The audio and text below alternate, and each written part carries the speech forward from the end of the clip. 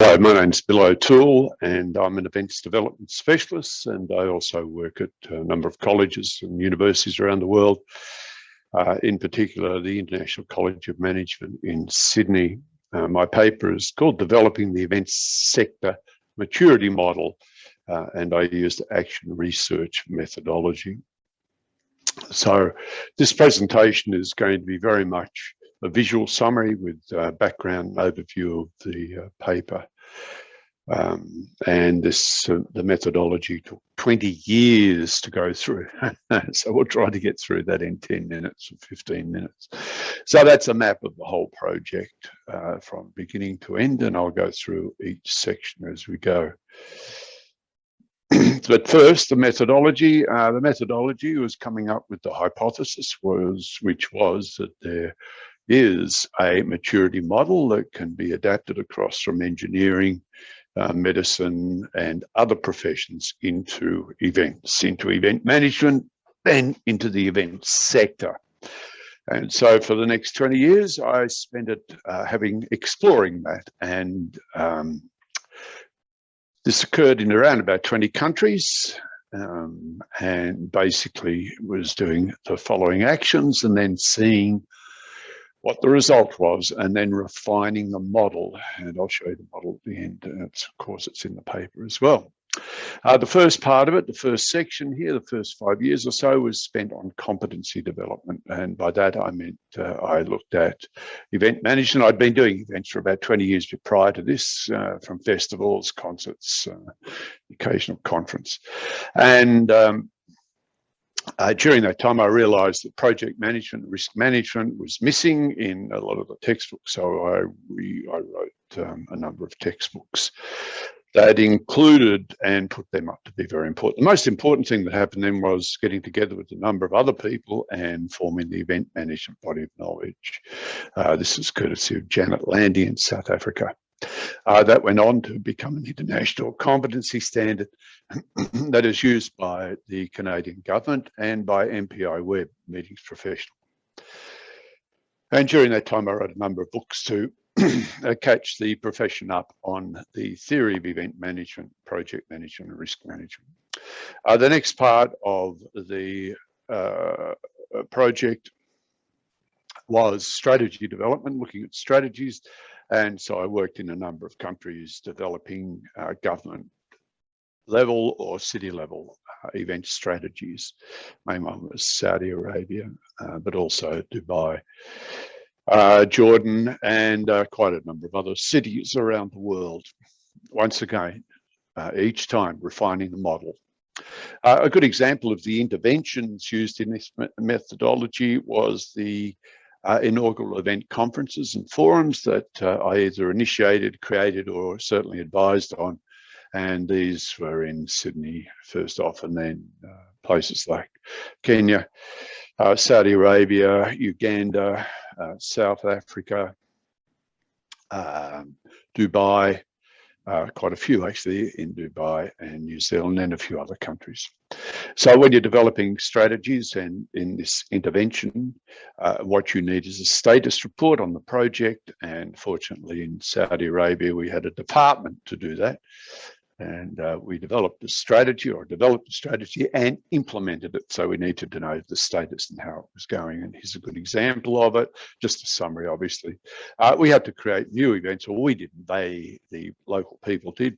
And we had to enable those events, and these were the ways that we did it. And then we measured how well that worked. Yeah.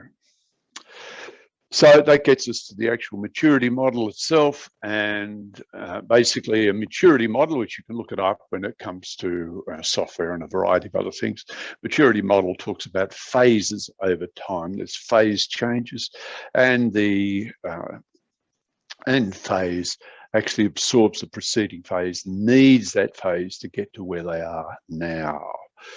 Okay, since earlier phases are vital in the study of the maturity model.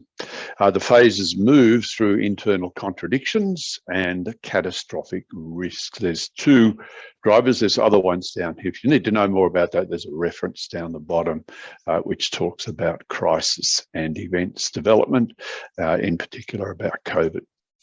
Um, so what a maturity model can be used for is by governments and cities to see where they are at in a maturity model and where they want to go, and therefore what gaps need to be closed and what's the optimal way of doing that, and not making the same mistakes that other countries have made, and they certainly have. So what does it look like? That's the result.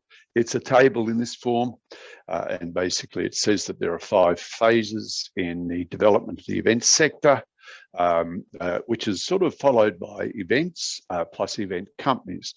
So they started off, and I'll use Australia as an example, but I could use Dubai or New Zealand or Uganda or any one of those countries. You start off with ad hoc, and this is a variety of event companies. Anyone can be an event company, basically, and run events at that stage. And the result is sort of an ecology, a competitive ecology of events. And the best ones win because they're the ones who attract people. And often these things are driven by a personality. And you still have this, even in advanced stages, even in advanced maturities, you still have a lot of this. Okay, the next phase, that moves on because the government who hands out contracts for events and sponsors start wanting plans, like formal plans sent to them about the event, because they can't afford to have the thing to be a disaster when it happens. And so you start getting venues being built too. So the reason for this is the growth of events, basically, the growth of importance of events. From that, you get the government being more and more involved in the growth of the mega events around the world, and they're moving around the world. Concerts are moving around the world. Conferences are moving around the world. And you're starting to demand integrated plans. And I could show you many requests for proposal from governments where they want the integrated plan, particularly risk management, which is one of the big drivers of this thing, by the way. Okay, so what happens at this stage is that because it's government, you want event strategies to be developed. And of course, this is where I came into a lot of countries to do exactly that. The government starts to subsidize these mega events, which take on a sort of world of their own, if you like, and major venues are being constructed. And you only have to look at Qatar or anywhere in the Gulf. Not only are they constructing major venues, they're constructing event cities in some of these countries, Saudi Arabia, etc. The next level, which is COVID, has driven us into this one around the world very quickly. Terrorism was one of the major drivers into this level 4, attacks on events, and this was mandatory standards. Codes, regulations start coming in, event-specific laws, as you know, in South Africa, they've had them, they have them, and you have the primacy of mega events then. And what happens, you get, for example, with security, you can have up to 30% of the budget spent on security, whereas in the ad hoc phase, the early phase, it was almost zero spent on security.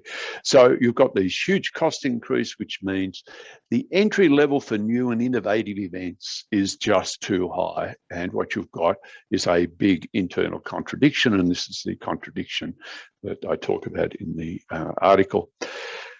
The contradiction is that you can't renew the industry. Now, the industry is based on renewal, hence the word event, meaning something new.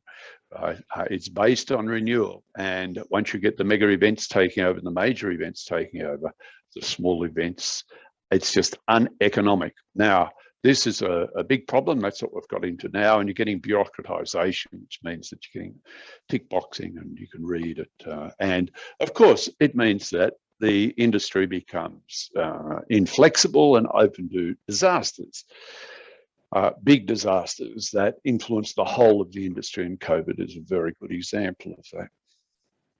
So what's the next phase? Well, if you look at Dubai and New Zealand and Edinburgh, for example, you can see that things are starting to move into their strategies, which talk about innovation and the creation of events, and looking at these codes and standards and how they can be scaled down for new events that are coming in that can't afford the huge amount of security and all the rest of it that's now mandatory for events.